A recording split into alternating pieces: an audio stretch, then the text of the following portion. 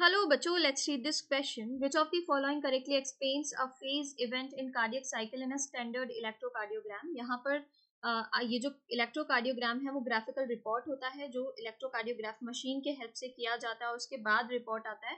ठीक है, graphical report आता है जिसमें वेव्स होती हैं PQRST और एक नहीं बहुत सारे वेव्स होते हैं ऐसे.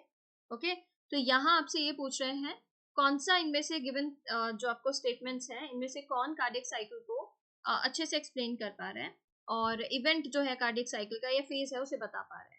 यहाँ दिया है QRS complex indicates atrial contraction, तो ये इनकरेक्ट हो जाता है. जब हम ECG को रीड करते हैं ना, ECG में ना ये जो आपके पास आया है ये PQRST, इसमें जो P वेव होता है ये P वेव रिप्रेजेंट करता है इलेक्ट्रिकल एक्साइटेशन और डिपोलराइजेशन ऑफ एट्रिया, मतलब contraction of both the atria और even beginning of contraction of the both the atria. ठीक है, तो यहां पर लिख देते हैं contraction of atria.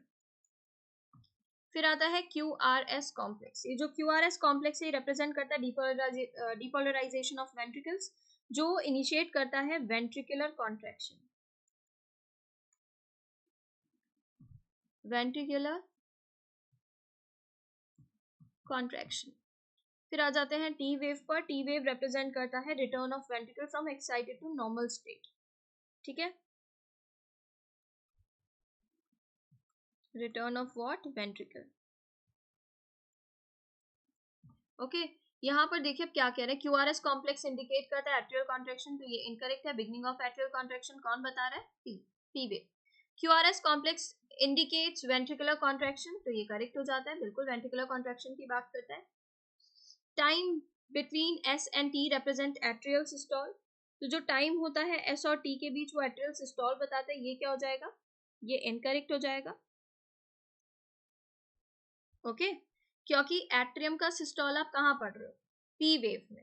P wave के बाद आप QRS कॉम्प्लेक्स में ये देखते हो वेंट्रिकल सिस्टोल करना शुरू करेगा और वेंट्रिकल सिस्टोल करेगा. T वेव पर तो वेंट्रिकल क्या आ गया है? वापस आ रहा है, रिटर्न कर रहा है फ्रॉम द एक्साइटेड स्टेट. तो S और T के बीच का जो गैप है वो कैसे बता देगा? Atrial systole. समझ रहे हो आप? एक साइकिल चल रहा है ना, कार्डियक साइकिल. कार्डियक साइकिल में आप क्या देखते हैं? पहले एट्रियम कॉन्ट्रैक्ट करते हैं, फिर वेंट्रिकल कॉन्ट्रैक्ट करते हैं. ठीक है, तो इसीलिए ये इनकरेक्ट है. P wave indicates beginning of ventricular systole contraction, ये incorrect है. ये क्या बताता है? beginning of atrial systole, atrial contraction. Correct statement जो बन रहा है वो है B. इसके regarding information new NCERT class 11 page number 201 पर गिवन है. थैंक